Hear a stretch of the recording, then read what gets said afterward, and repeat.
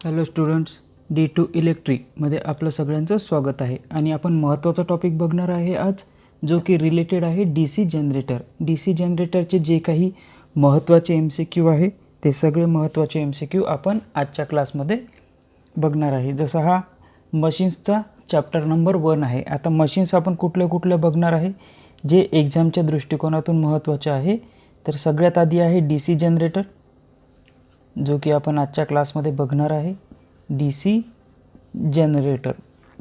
आता या DC जनरेटरचे जेही महत्त्वाचे MCQ आहे किंवा जे जुन्या एक्झाममध्ये विचारलेले आहे ते सगळे MCQ आपण इथे कव्हर अप करणार आहे.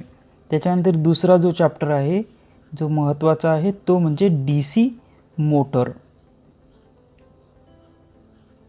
तो आहे DC मोटर. आता या DC मोटरमध्ये जसं आपण जनरेटरचा व्यवस्थित अभ्यास केला, जे व्यवस्थित MCQ याचे सॉल्व केले, समजून घेतले, तर DC मोटर समजायसाठी आपल्याला सोपं जाईल. त्याच्यामुळे आपण याचासुद्धा व्यवस्थित MCQ सॉल्व करणार आहे.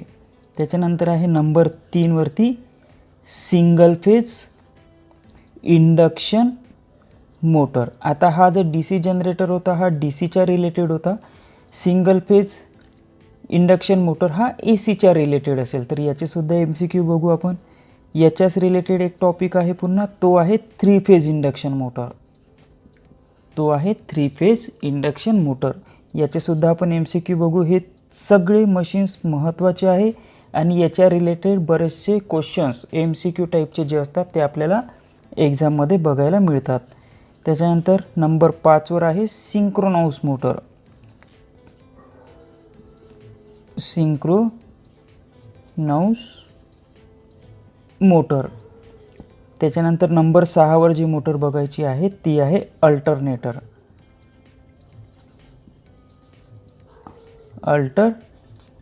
आणि नंबर 7 वर अत्यंत महत्त्वाची मशीन्स आहे ज्याचे बरेचसे क्वेश्चन आपल्याला दिसतात एक्झाममध्ये, ते म्हणजे ट्रान्सफॉर्मर.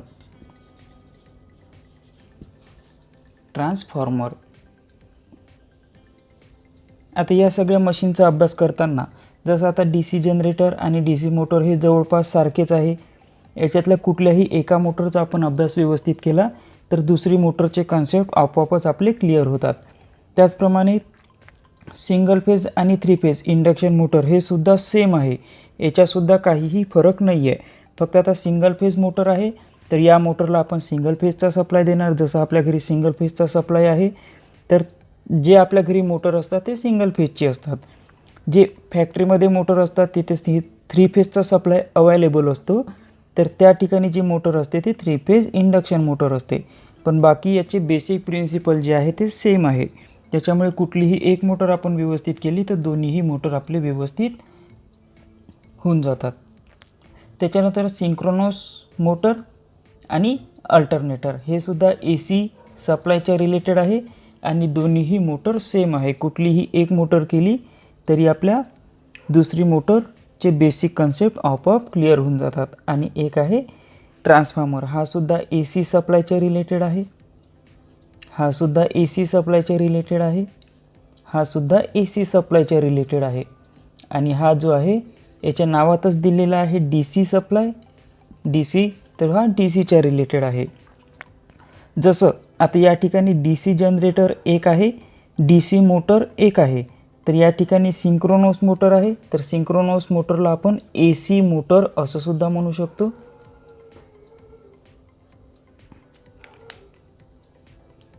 याला आपण AC मोटर असं सुद्धा बोलू शकतो. त्याचप्रमाणे अल्टरनेटर जो आहे अल्टरनेटरला आपण AC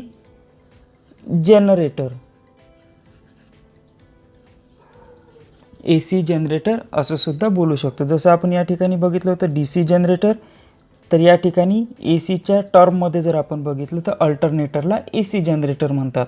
जसं DC मोटर आहे तर ACच्या टर्ममध्ये बघितलं तर सिंक्रोनस मोटरला AC मोटर म्हणतात. ठीक आहे.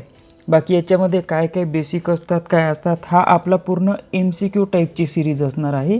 याची ज्यावेळेस थेरी आपण पूर्ण डिटेलमध्ये बघू त्या थेरीमध्ये पूर्ण कन्सेप्च्युअल आपण सगळा अभ्यास करणार आहे. पण सर्वप्रथम आपण एक्झामच्या दृष्टिकोनातून अभ्यास करणार आहे, एक्झाम पॅटर्नच्या दृष्टिकोनातून अभ्यास करणार आहे. तर सगळे जे महत्त्वाचे MCQ आहे ते सगळे महत्त्वाचे MCQ आपण या सगळ्या मोटरचे कवर करणार आहे आणि प्रत्येक मोटरचे जवळपास 100 ते 150 MCQ टाईप क्वेश्चन्स असेल ते सगळे क्वेश्चन्स आपण या मशीन MCQ सिरीजमध्ये सॉल्व करणार आहे. ठीक आहे. तर आजचा क्लास जो आहे DC जनरेटरचा, तर DC जनरेटरपासून आपण सॉल्व करू आणि हे जे सगळे मोटर आहे या प्रत्येक मोटरचे जवळपास 4 ते 5 क्वेश्चन आपल्याला एक्झाममध्ये दिसतात. त्यामुळे हे सगळे क्वेश्चन्स आपल्यासाठी महत्त्वाचे होईल. तर आपण आजच्या क्लासला सुरुवात करू DC जनरेटरचे MCQ पासून. तर आजचा पहिला क्वेश्चन आपण बघू. तर आजचा पहिला क्वेश्चन जो आहे क्वेश्चन नंबर 1.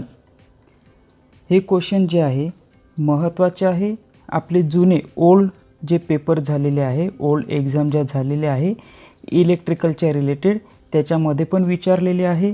आणि आता जे महाट्रान्सकोची एक्झाम आपली होणार आहे, महाट्रान्सकोची जी एक्झाम होणार आहे त्याच्यामध्ये सुद्धा असे क्वेश्चन जे आहे हे विचारण्याची शक्यता भरपूर आहे.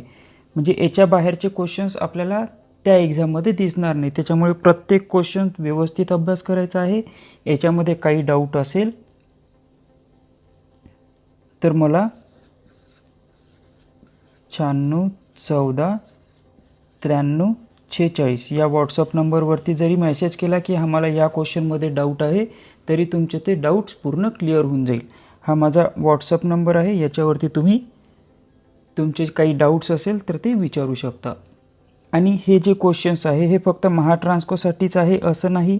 समोरचे तुम्ही कुठलीही एक्झाम द्याल, आता जे काही एक्झाम निघेल त्याचे फॉर्म भरल्यानंतर इलेक्ट्रिकलच्या रिलेटेड जे काही क्वेश्चन्स असेल ते याच टॉपिकमधून किंवा आपण जे क्वेश्चन बघणार आहे त्याच्याच पॅटर्नमध्ये आपल्याला क्वेश्चन बघायला मिळेल. सोबत कोणी ITI करत असेल, ITIची एक्झाम देत असेल तर त्याच्यामध्ये सुद्धा याच टाईपचे क्वेश्चन विचारले जातात. तर आपण आजच्या या सिरीजला जे आहे सुरू करू. DC जनरेटरचे जे MCQ आहे ते MCQ आपण बघू आणि त्याच्यातला पहिला जो क्वेश्चन आहे तो बघू. क्वेश्चन विचारलेला आहे की lamination of core are generally made of, म्हणजेच जो लॅमिनेशन केलेला कोर आहे तो लॅमिनेशन केलेला कोर कुठल्या मटेरियलपासून बनलेला असतं हे आपल्याला विचारलेलं आहे. जसं याच्यामध्ये पहिला जो क्वेश्चन्स आहे, पहिला जो ऑप्शन्स आहे तो कास्ट आयरन आहे, दुसरा जो आहे कार्बन आहे, तिसरा जो आहे सिलिकॉन स्टील आहे आणि ऑप्शन D स्टेनलेस स्टील आहे. तर जो लॅमिनेशन केलेला कोर असतो तो नॉर्मली सिलिकॉन स्टीलपासून बनलेला असतो. तर याचं जे ऑप्शन राहील ते ऑप्शन नंबर C हे राहील. आता याच्यामध्ये क्वेश्चन विचारलेला आहे की कुठलं मटेरियलपासून पार्ट बनलेला आहे. तर आपले एक शॉर्ट नोट्स आपण या ठिकाणी बघून घेऊ. जसं पहिलाच क्वेश्चन जो होता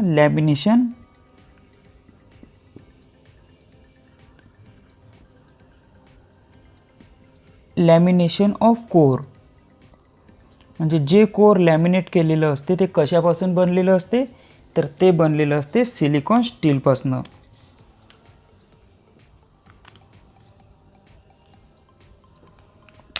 ते बनलेलं असते सिलिकॉन स्टीलपासून. त्याच्यानंतर नंबर 2 जे आहे काही मटेरियल आहे आणि काही पार्ट्स आहेत. तर कोणते पार्ट्स कुठल्या मटेरियलपासून बनलेलं आहे त्याचा एक आपण या ठिकाणी लिस्ट बघून घेऊ, जेणेकरून अशा टाईपचे प्रश्न जर आले तर आपण इझिली त्याला सॉल्व करू शकतो. त्याच्यानंतर नंबर 2 जे आहे तर फील्ड कॉईल.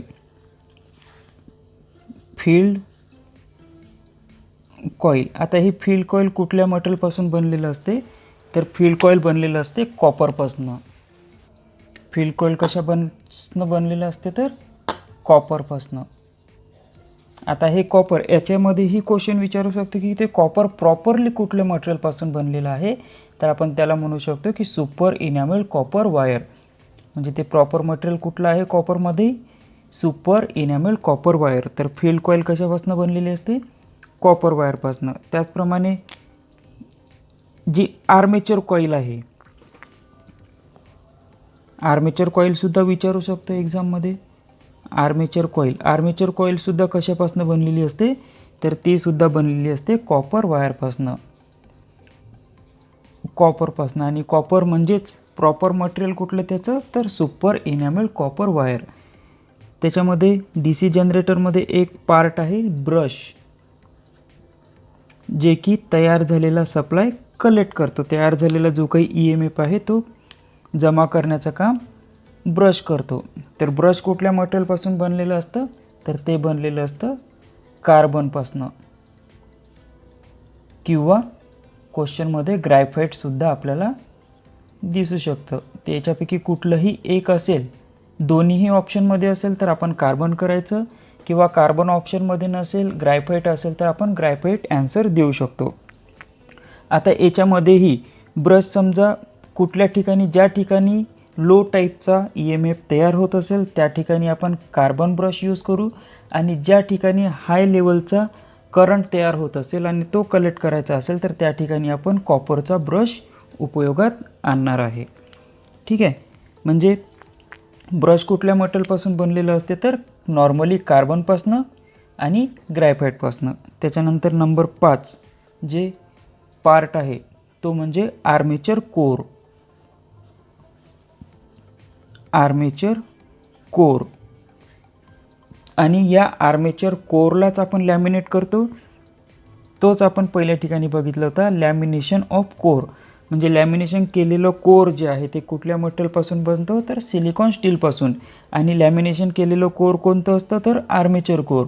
मग आर्मेचर कोर कुठल्या मटेरियलपासून बनेल, तर तो बनेल सिलिकॉन स्टीलपासून. अशा टाईपचे थोडे राऊंडेड क्वेश्चन विचारतात, पण ते बेसिकली जर आपले कन्सेप्ट क्लिअर असेल तर आपण त्याला इझिली टॅकल करू शकतो.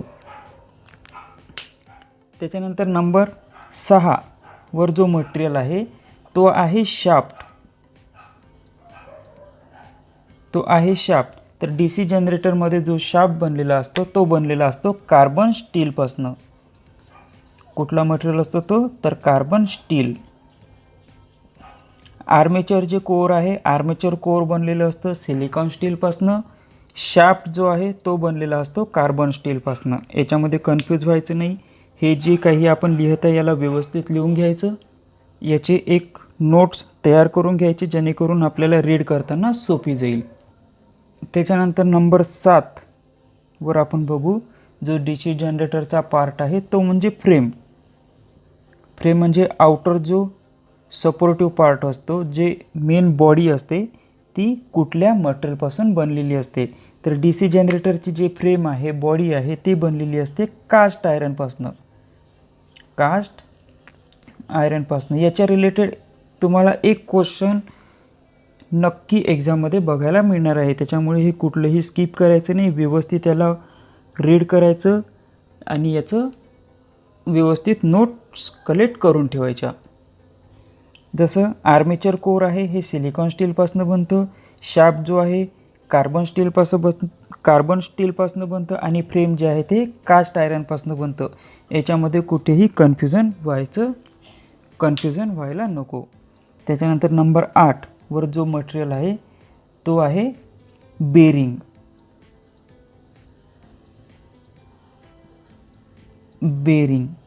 ठीक आहे. बेरिंग सगळ्यांनी आपण बघितलेलीच आहे, पण तो जे बेरिंग आहे ते बेरिंग कुठल्या मटेरियलपासून बनतं, तर ते बनतं क्रोम स्टीलपासून.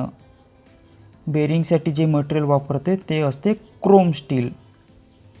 ठीक आहे. पुन्हा बघू आपण. आर्मेचर कोरसाठी सिलिकॉन स्टील, बेरिंगसाठी क्रोम स्टील, शाफ्टसाठी कार्बन स्टील, आणि फ्रेम म्हणजेच बॉडीसाठी कास्ट आयरन. याच्यामध्ये व्यवस्थित 1-2दा रीड केलं तर आपलं सगळं लक्षात येऊन जाईल. त्याच्यानंतर नंबर 9 जो मटेरियल आहे फील्ड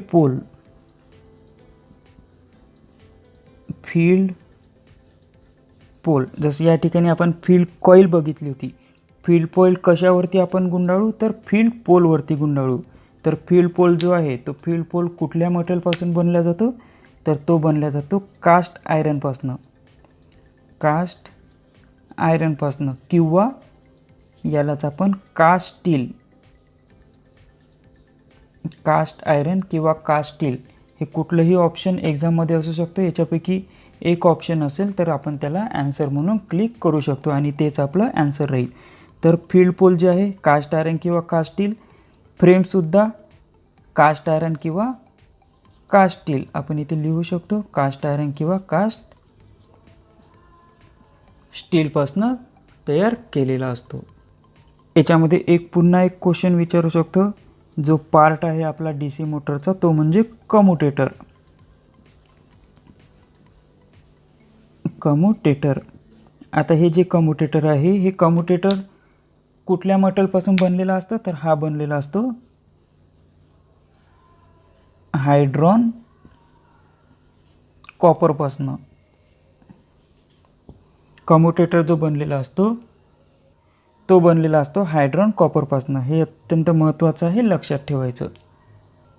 तर हे DC जनरेटरमध्ये कुठले पार्ट्स कुठल्या मटेरियलपासून बनलेलं असतं ते आपण बघितले. एकदा पुन्हा आपण रिकॉल करून घेऊ. जसं लॅमिनेशन केलेलं कोअर जे आहे ते कुठल्या मटेरियलपासून बनलेलं असतं तर सिलिकॉन स्टीलपासून बनलेलं असतं. फील्ड कॉईल कुठल्या मटेरियलपासून बनलेलं असतं तर कॉपरपासून. कॉपरमध्येही कुठलं मेन मटेरियल तर सुपर इनॅमेल्ड कॉपर वायर. त्याचप्रमाणे याच्यामध्ये 2 कॉईल असतात, एक असते फील्ड कॉईल, दुसरी असते आर्मेचर कॉईल. तर हे दोन्ही कॉईल सेम मटेरियलपासून बनलेलं असतं, जसं आपण या ठिकाणी लिहिलेलं आहे. त्याच्यानंतर नेक्स्ट जो आहे ब्रश. तर ब्रश कुठल्या मटेरियलपासून बनलेलं असतं तर कार्बन किंवा ग्रॅफाईटपासून. आणि ब्रशचं काम काय आहे तर तयार झालेला करंट कलेक्ट करणे. त्याच्यानंतर आर्मेचर कोर, जसं आपण आर्मेचर कॉईल बघितली होती कॉपरपासून, तर आर्मेचर कोर कुठल्या मटेरियलपासून बनतं तर सिलिकॉन स्टीलपासून.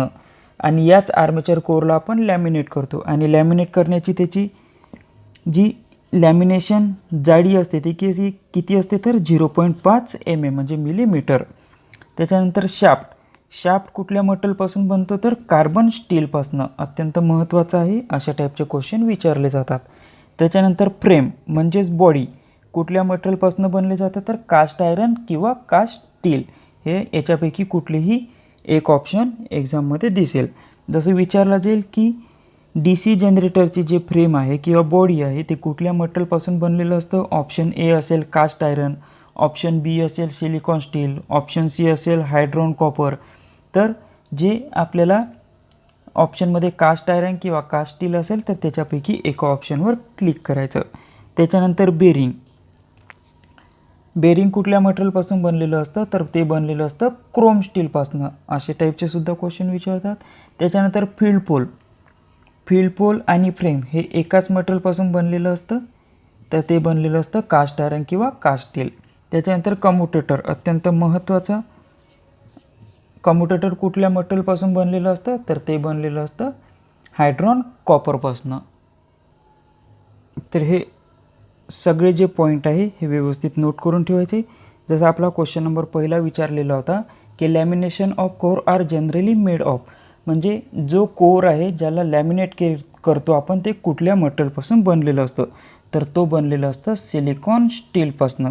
आणि हा सिलिकॉन स्टील जो आहे तो कशासाठी वापरतो आपण तर तो वापरतो आपण आर्मेचर कोर म्हणून. ठीक आहे. त्याच्यानंतर क्वेश्चन नंबर नेक्स्ट बघू.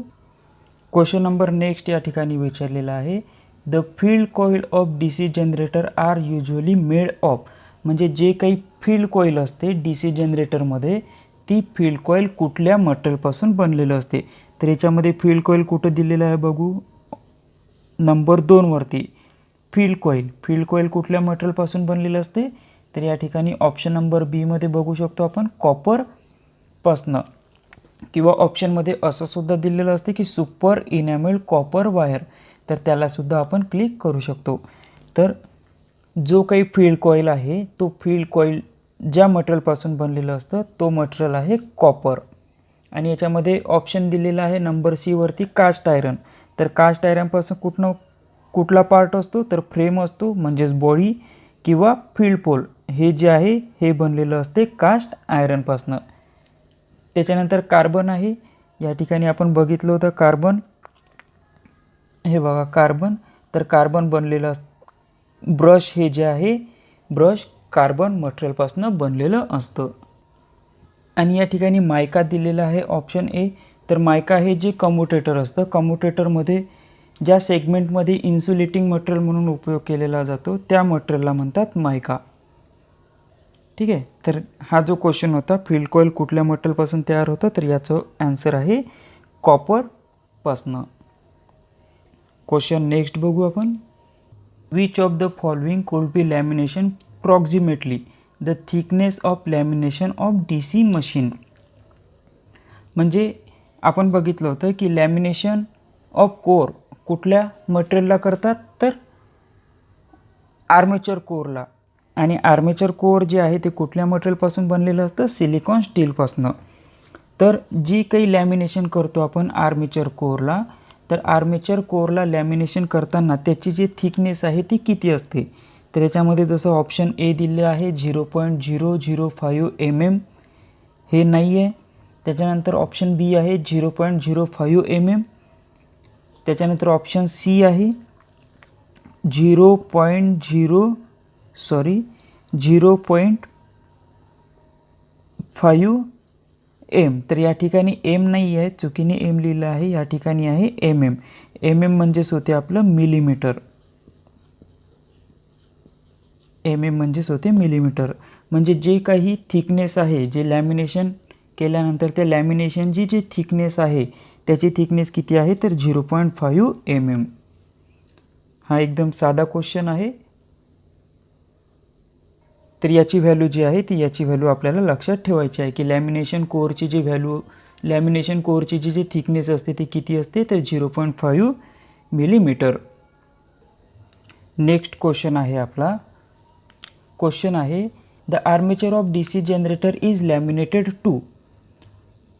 म्हणजे DC जनरेटरमध्ये जे आर्मेचर असतात त्या आर्मेचरला लॅमिनेटेड का बरं करतात, तर याच्यामध्ये ऑप्शन दिलेला आहे. Option A reduce the bulk, option B आहे provide the bulk, option number C आहे इन्सुलेटेड द कोर, त्याच्यानंतर ऑप्शन डी आहे reduce the eddy current loss. आता आपण या ठिकाणी एक बघू की DC जनरेटरमध्ये लॉसेस जे आहे ते दोन टाईपचे असतात. एक असतात एडी करंट लॉस, आणि दुसरं आहे हिस्टेरिसिस लॉस.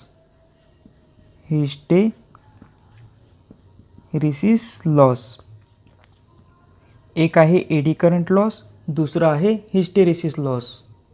तर कुठल्याही मोटरमध्ये किंवा जनरेटरमध्ये जर लॉसेस होत असेल तर त्याची इफिशियन्सी वाढवण्याकरिता आपल्याला लॉसेस कमी करावे लागतात. मग लॉसेस कमी कराव्यासाठी कुठली तरी अरेंजमेंट करावी लागते. तर त्यासाठी आपण काय करत आहे DC जनरेटरमध्ये की जे आर्मेचर कोर आहे त्या आर्मेचर कोरला आपण लॅमिनेट करतो. याच्या आधी आपण क्वेश्चनमध्ये बघितलं होतं की जो आर्मेचर कोर आहे त्या आर्मेचर कोरला आपण लॅमिनेट करतो. आता का बरं लॅमिनेट करतो त्या क्वेश्चनमध्ये आपण बघितलं नाही, पण या क्वेश्चनमध्ये विचारलेलं आहे की आर्मेचर कोरला लॅमिनेट का बरं करतात.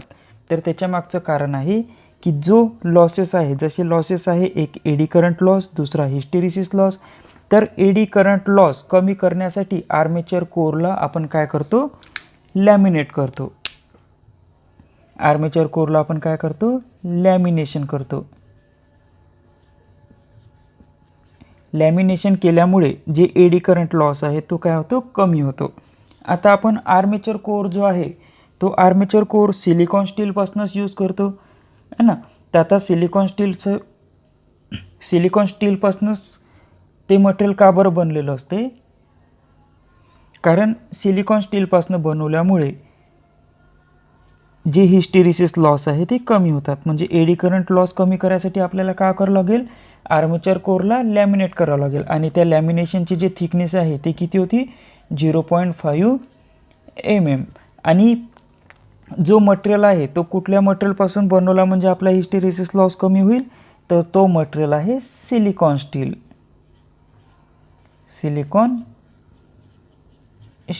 ठीक आहे. म्हणजे एडी करंट लॉस कमी करण्यासाठी जो सिलिकॉन स्टीलचा मटेरियल आर्मेचर कोर म्हणून आपण वापरलेला होता त्याला आपल्याला लॅमिनेशन करायचं आहे.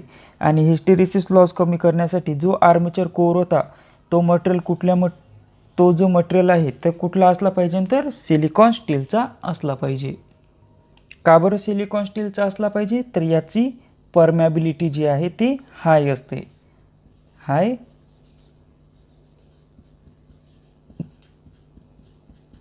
परमॅबिलिटी असते, हे त्याच्या मागचं कारण.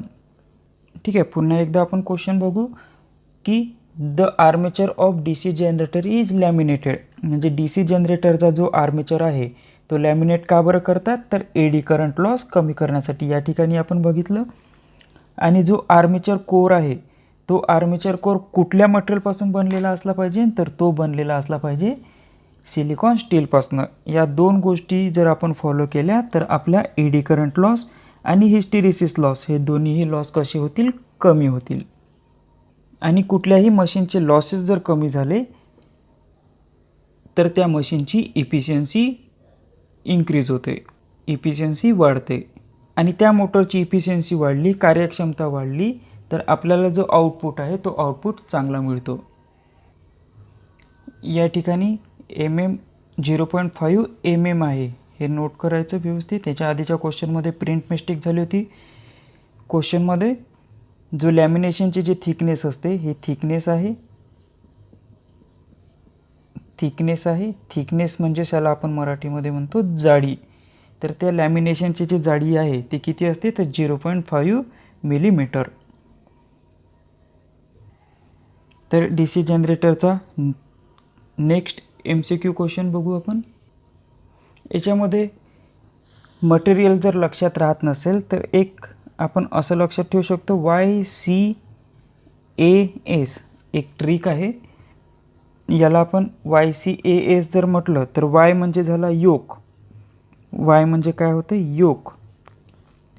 ठीक आहे. C म्हणजे होते कास्ट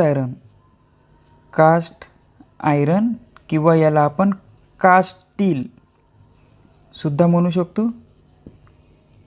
A म्हणजे होते आर्मेचर. ठीक आहे. आणि S म्हणजे होते सिलिकॉन स्टील. तर YCAS असं जर लक्षात ठेवलं तर योक जो आहे, योक कुठल्या मटेरियलपासून बनतो, तर तो बनतो कास्ट आयरनपासून. ठीक आहे. म्हणजे योक जो आहे, योक कुठल्या मटेरियलपासून बनतो, तर कास्ट आयरनपासून बनतो किंवा कास्ट स्टीलपासून बनतो. त्याच्यानंतर आर्मेचर जे आहे, आर्मेचर कुठल्या मटेरियलपासून बनतो, तर सिलिकॉन स्टीलपासून बनतो. शॉर्टकटली आपण YCAS असं जर लक्षात ठेवलं तर याच्या इनिशियलवरून आपल्याला ह्या सगळ्या गोष्टी किंवा हा पिक्चर आपल्या डोळ्यासमोर येईल क्वेश्चन सॉल्व करताना. Y म्हणजे योक कुठल्या मटेरियलपासून बनतो, तर कास्ट आयरन किंवा कास्ट स्टील. A म्हणजे आर्मेचर कुठल्या मटेरियलपासून बनतो, तर सिलिकॉन स्टीलपासून. याला आपण एक ट्रिकच्या माध्यमातून सुद्धा लक्षात ठेवू शकतो हे मटेरियल, कारण हेच मटेरियल एक्झाममध्ये जास्त प्रमाणात विचारतात, म्हणून हे आपल्यासाठी महत्त्वाचे आहे. नेक्स्ट MCQ बघू. नेक्स्ट क्वेश्चन आहे आपला, the resistance of armature winding depend on. म्हणजे आर्मेचर वाइंडिंगचा जो रेजिस्टन्स आहे ते खाली दिलेल्या ऑप्शनपैकी कुठल्या फॅक्टवर डिपेंड आहे किंवा कुठल्या टर्मवर डिपेंड आहे. आता DC जनरेटर जर म्हटलं किंवा DC मोटर म्हटलं तर याच्यामध्ये दोन महत्त्वाचे पार्ट असेल. एक असेल फील्ड कॉईल आणि दुसरा असेल, आपण लिहून घेऊ इथे, एक असेल फील्ड कॉईल आणि दुसरा जो असेल तो असेल आर्मेचर कॉईल. ठीक आहे. तर फील्ड कॉईल कुठल्या मटेरियलपासून बनतो, तर कॉपरपासून. त्याच्यातही प्रॉपर कुठलं मटेरियल, तर सुपर इनॅमेल्ड कॉपर वायर. आर्मेचरसुद्धा कुठल्या मटेरियलपासून बनतो, तर कॉपरपासून, म्हणजे सुपर इनॅमेल्ड कॉपर वायरपासून. आता याच्यामध्ये ऑप्शन दिलेले आहे नंबर A वरती काय आहे, लेंथ ऑफ कंडक्टर. त्याच्यानंतर ऑप्शन B जो आहे तो ऑप्शन B आहे cross section area of conductor. Option C आहे नंबर ऑफ कंडक्टर आणि ऑप्शन D आहे ऑल ऑफ द अबोव. तर या ठिकाणी रेजिस्टन्सच्या रिलेटेड टॉपिक आहे. रेजिस्टन्स विचारलेला आहे आपल्याला की आर्मेचर वाइंडिंगचा रेजिस्टन्स कुठल्या फॅक्टवर डिपेंड करेल. रजिस्टन्सच्या रिलेटेड टर्म आहे, यालाच आपण कॅपिटल आरने डिनोट करतो. रजिस्टन्सचं काम काय? Oppose the flow of current, म्हणजे जो काही करंट आहे त्या करंटला अपोज करणे. आता रजिस्टन्सला आपण आरने डिनोट करतो. याचा फॉर्म्युला काय येईल? Specific resistance into L divided by area, आणि याचा युनिट काय आहे? ओहम. हा रजिस्टन्सचा फॉर्म्युला आहे. आपण रजिस्टन्सचा फॉर्म्युला यासाठी लिहिला की आपल्याला आर्मेचरचे वाइंडिंग कुठल्या गोष्टीवर डिपेंड करते ते काढायचं आहे. तर आता याच्यामध्ये एल म्हणजे काय होईल? एल म्हणजे होईल लेंथ. एल म्हणजे होईल लेंथ. ए म्हणजे काय होईल? ए म्हणजे होईल एरिया. याला आपण रो म्हणतो, म्हणजे स्पेसिफिक रजिस्टन्स म्हणतो. हे कशावर डिपेंड करतं? तर जो काही मटेरियल आपण यूज करू त्या मटेरियलवर डिपेंड करतो. जसं फील्ड कॉईल कॉपरपासून आहे तर कॉपरचा स्पेसिफिक रजिस्टन्स वेगळा असेल, सिल्वरचा स्पेसिफिक रजिस्टन्स वेगळा असेल, ब्रासचा स्पेसिफिक रजिस्टन्स वेगळा असेल. म्हणजे हे जे काही वाइंडिंगचा मटेरियल आहे त्या वाइंडिंगच्या मटेरियलवर डिपेंड करतो. ठीक आहे. तर आपण बघू, जसं याच्यामध्ये ऑप्शन ए दिला होता लेंथ ऑफ कंडक्टर, तर रजिस्टन्स जो आहे तो लेंथवर डिपेंड करेल का? तर ऑप्शन नंबर ए जो आहे तो बरोबर आहे, की जो रजिस्टन्स आहे तो लेंथवर डिपेंड करेल. कसा डिपेंड करेल? समजा आर डायरेक्टली प्रोपोर्शनल आहे लेंथच्या, या ठिकाणी दिसत आहे, म्हणजे लेंथ जर वाढली तर रजिस्टन्स वाढेल. ठीक आहे. लेंथ जर कमी झाली तर रजिस्टन्ससुद्धा कमी होईल. म्हणजे आपल्याला माहिती पडली या ठिकाणी की रजिस्टन्स जो आहे तो लेंथच्या डायरेक्टली प्रोपोर्शनल काम करेल. त्याच्यानंतर नंबर बी जो आहे, नंबर बीमध्ये काय विचारलं आहे? Cross section area of conductor, म्हणजे जो रजिस्टन्स आहे तो एरियावर सुद्धा डिपेंड करेल. म्हणजे आपण म्हणू शकतो की रजिस्टन्स हा इन्व्हर्सली प्रोपोर्शनल आहे एरियाच्या. म्हणजे कंडक्टरची साईज जर वाढली, जाडी जर वाढली तर रजिस्टन्स काय होईल? कमी होईल. म्हणजे हा सुद्धा बरोबर आहे. म्हणजे ऑप्शन ए सुद्धा बरोबर निघालं, ऑप्शन बी सुद्धा बरोबर निघालं. ऑप्शन सी बघू की नंबर ऑफ कंडक्टर, म्हणजे नंबर ऑफ कंडक्टर वाढले तर रजिस्टन्स वाढेल. ठीक आहे. तर ऑप्शन सी सुद्धा बरोबर आहे. म्हणजे जो आर्मेचरचा रजिस्टन्स आहे, आर्मेचर वाइंडिंगचा रजिस्टन्स आहे, ते कुठल्या गोष्टीवर डिपेंड करेल? तर लेंथवर सुद्धा डिपेंड करेल, एरियावर सुद्धा डिपेंड करेल आणि नंबर ऑफ कंडक्टरवर सुद्धा डिपेंड करेल. त्याच्यामुळे या क्वेश्चनचा जो ॲन्सर आहे तो ॲन्सर असेल option number D, all of the above. त्यामुळे अशा टाईपचे एकदम सिम्पल टाईपचे क्वेश्चन सॉल्व करण्यासाठी आपण जे बेसिक इलेक्ट्रिकलमध्ये बघितलेलं आहे, रजिस्टन्सचा टॉपिक बघितलेला आहे, त्याच्यामध्ये हा जो फॉर्म्युला होता हा फॉर्म्युला महत्त्वाचा आहे. त्याचप्रमाणे आपण कंडक्टन्सचे फॉर्म्युले बघितले, करंटचे, व्होल्टेजचे, चार्जचे, जे काही महत्त्वाचे आपण फॉर्म्युलेज बघितले, त्याचे युनिट्स बघितले, ते सुद्धा नोट डाऊन करणं आवश्यक आहे, त्याला रीड करणं आवश्यक आहे, जेणेकरून अशा टाईपचे जे क्वेश्चन आहे आपण एकदम सिम्पली लॉजिकली सॉल्व करू शकतो. नेक्स्ट MCQ बघू. नेक्स्ट क्वेश्चन आहे आपला, the commutator segment are connected to armature conductor by means of. म्हणजे या क्वेश्चनचा अर्थ असा होईल की जो कम्युटेटर सेगमेंट आहे जो आर्मेचर कंडक्टरला कनेक्ट करतो तो कशाच्या साहाय्याने कनेक्ट करतो किंवा त्याला काय म्हणतात. तर याला आपण बोलू शकतो, जसं ऑप्शन नंबर ए आहे कॉपर लग, त्याला कॉपर लग म्हणतात. ऑप्शन नंबर बी आहे रेजिस्टन्स वायर, रेजिस्टन्स वायर नाही म्हणत. त्याच्यानंतर ऑप्शन सी आहे इन्सुलेटेड पॅड, ते पण नाही आहे. ऑप्शन नंबर डी ब्रेझिंग, ते पण नाही आहे. तर जे कम्युटेटर सेगमेंट असतात, कम्युटेटर सेगमेंट जे आर्मेचर कंडक्टरला कनेक्ट करतात, तर त्याला आपण म्हणतो कशाच्या साहाय्याने कनेक्ट करतो, तर ते करतो कॉपर लग. तर या क्वेश्चनचं ॲन्सर होऊन जाईल option number A copper lug. Next question बघू. क्वेश्चन नेक्स्ट आहे, in DC generator the pole shoes are fastened to the pole core by. म्हणजे DC जनरेटरमध्ये जे पोल शूज असतात ते पोल कोरला कशाच्या माध्यमातून जोडलेले असतात किंवा कनेक्ट केलेले असतात. तर ऑप्शन नंबर ए आहे रिवेट, ऑप्शन नंबर बी आहे counter शंक screw, option number C आहे ब्रेझिंग, ऑप्शन नंबर डी आहे वेल्डिंगच्या साह्याने. तर जे काही पोल शूज आहे डी सी जनरेटरमध्ये ते पोर कोलला जे जोडलेले असतात ते स्क्रूच्या साह्याने जोडलेले असतात आणि त्या स्क्रूला प्रॉपर नाव जे आहे ते आहे काउंटर शंक स्क्रू. तर याचा ॲन्सर जे होऊन जाईल ऑप्शन नंबर बी, काउंटर शंक स्क्रू. तर जे काही पोल शूज आहे ते पोल कोरला जे कनेक्ट करतात ते कुठल्या स्क्रूच्या सहाय्याने करतात, तर काउंटर शंक स्क्रू. तर या क्वेश्चनचा जो ॲन्सर होऊन जाईल ते होऊन जाईल ऑप्शन नंबर बी.